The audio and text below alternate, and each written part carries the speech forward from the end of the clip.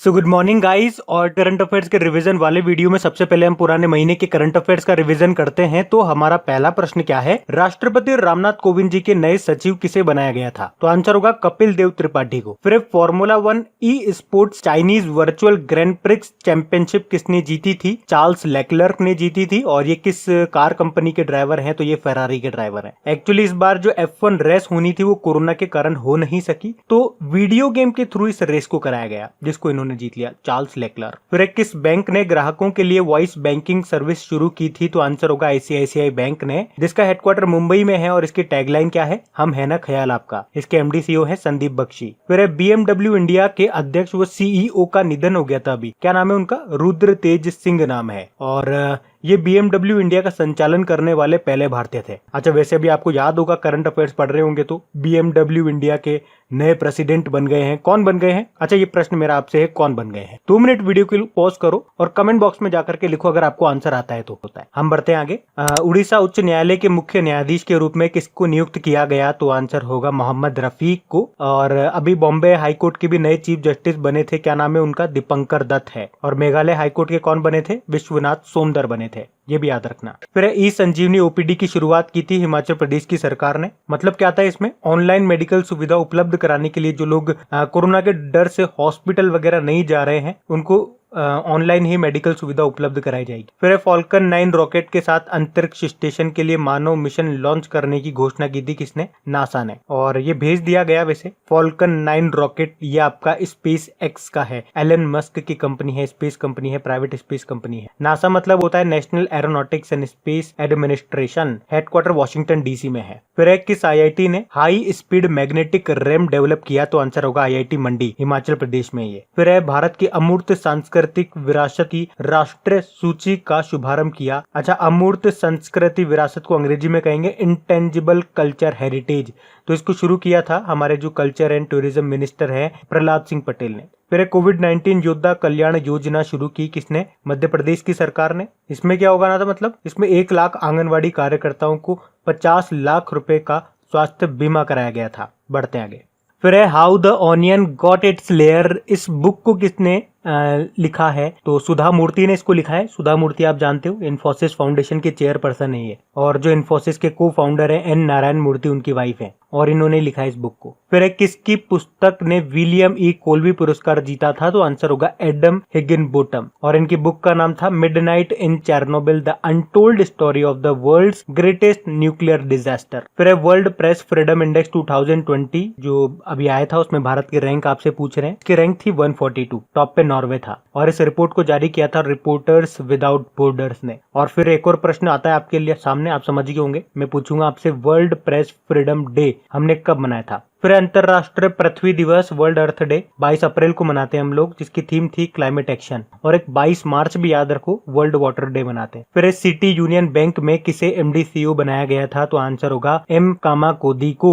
Actually reappoint किया गया था, इनको रीअपॉइंट किया गया था, पुनः नियुक्त किया गया था। और सिटी यूनियन बैंक इसका हेडक्वार्टर कहाँ पर है? कुंभकोणम तमिलनाडु में है। R मोहन इसके चेयरमैन है। फिर किन देशों को भारत में किसी भी सेक्टर में निवेश से पहले सरकार की मंजूरी लेनी होगी? तो आंसर होगा जो हमारे पड़ोसी सीमावर्ती देश है, मतलब जिनके साथ हम बाउंड्री साझा करते हैं उनको। मतलब ये जो हमारे बाउंड्री से टच वाले जो देश हैं, सीमावर्ती जो देश है, अगर उनका कोई व्यक्ति या कोई भी कंपनी भारत में किसी भी सेक्टर में इन्वेस्ट करती है तो उसे पहले सरकार से परमिशन लेनी होगी। फिर औषधीय उपयोग के लिए भांग की खेती को वैध करा था किस देश ने? लेबनान ने। लेबनान कैपिटल बैरूत है, करेंसी है लेबनीज पौंड और प्रधानमंत्री है हसन दियाब। फिर सीमा सड़क संगठन ने अरुणाचल प्रदेश में किस नदी के ऊपर 430 फीट लंबे दापुर रिजो पुल का निर्माण किया था? तो आंसर होगा सुबनसिरी नदी। अरुणाचल प्रदेश का कैपिटल ईटानगर है। पेमा खांडू मुख्यमंत्री है और BD मिश्रा यहाँ के गवर्नर है। फिर किस कंपनी में कोविड-19 इंडिया सेवा नाम की आधिकारिक इंटरएक्टिव प्लेटफॉर्म लॉन्च किया गया? तो आंसर होगा ट्विटर पे।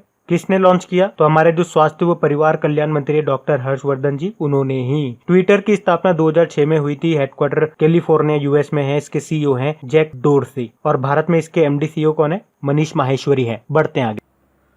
तो चलिए कल के करंट अफेयर्स को भी रिवाइज करते हैं।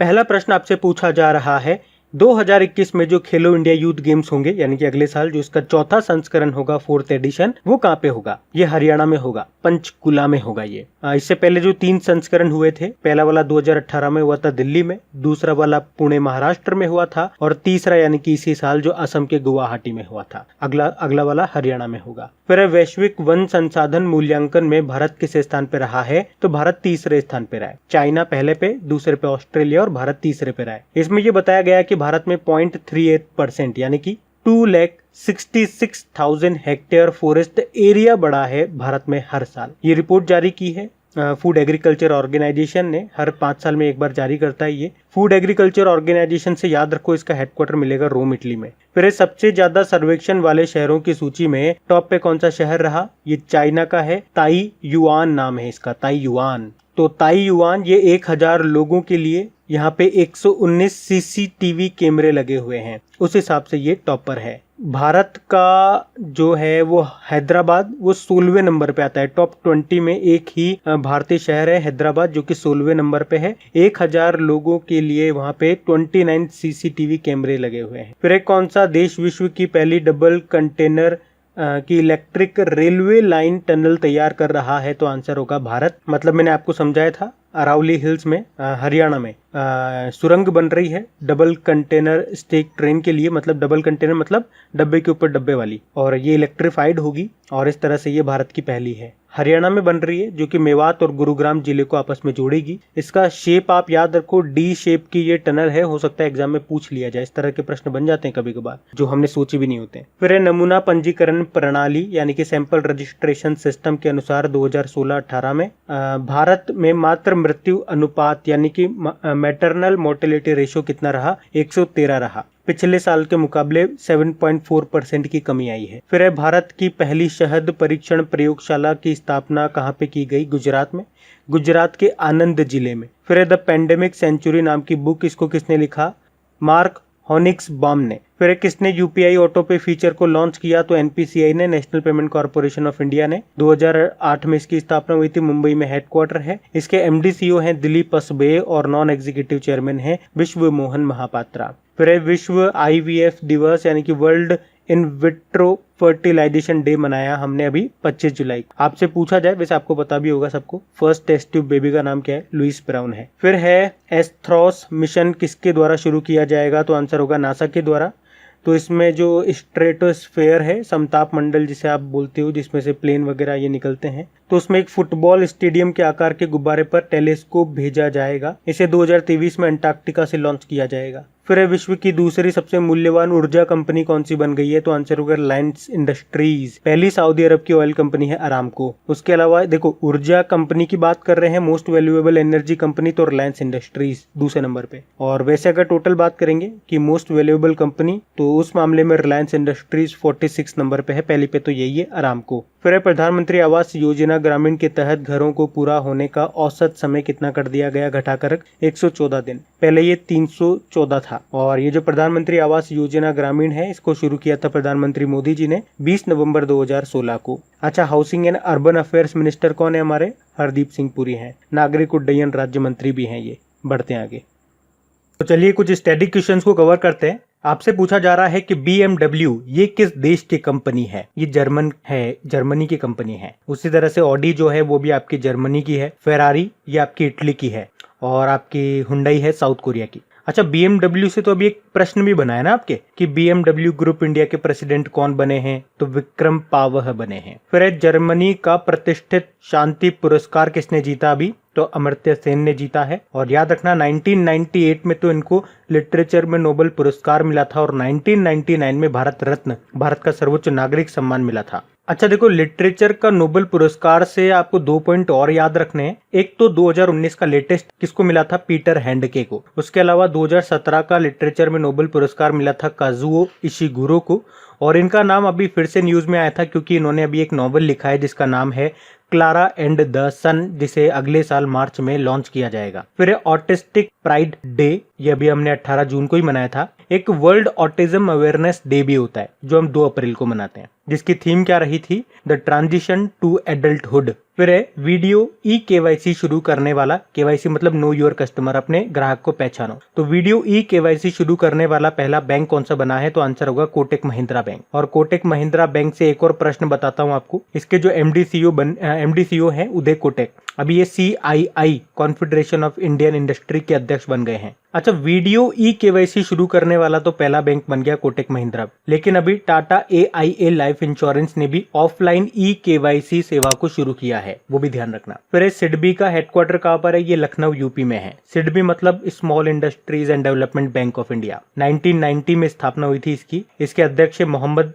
मुस्तफा और अभी इसके नए डायरेक्टर बने देवेंद्र सिंह। फिर है JSW सीमेंट के ब्रांड एम्बेसडर बने 2 जने, सुनील छेत्री और सौरभ गांगुली। देखो ये तो है JSW सीमेंट, एक JSW स्टील भी होता है जिसके ब्रांड एम्बेसडर बने थे ऋषभ पंत, तो दोनों में आप कंफ्यूज मत हो जाना। RBI के गवर्नर कौन है अभी वर्तमान में, शक्तिकांत दास है 25वें नंबर के। लेकिन अभी RBI के एक पूर्व गवर्नर भी न्यूज में थे, उर्जित पटेल। क्यों न्यूज में थे, क्योंकि अभी राष्ट्रीय लोक वित्त एवं नीति संस्थान यानी कि national institute of public finance and policy का इनको अध्यक्ष बनाया गया था, इसलिए इनका नाम अभी न्यूज में था। फिर बैंक ऑफ बड़ौदा का हेडक्वार्टर कहां पर है, वडोदरा गुजरात में है। और बैंक ऑफ बड़ौदा तो आपको याद भी रखना है, विजया बैंक और देना बैंक का विलय हो गया है बैंक ऑफ बड़ौदा में। तीसरा सबसे बड़ा सरकारी बैंक है ये, पब्लिक सेक्टर बैंक है ये। पहला तो आपका SBI है, दूसरा PNB है और तीसरा BOB है। और इसके चेयरमैन का नाम है हसमुख अधिया। और इसकी टैगलाइन क्या है, इंडियाज इंटरनेशनल बैंक। और अभी आपको याद होगा इसी ने, बैंक ऑफ बड़ौदा ने ही लोन प्रक्रिया,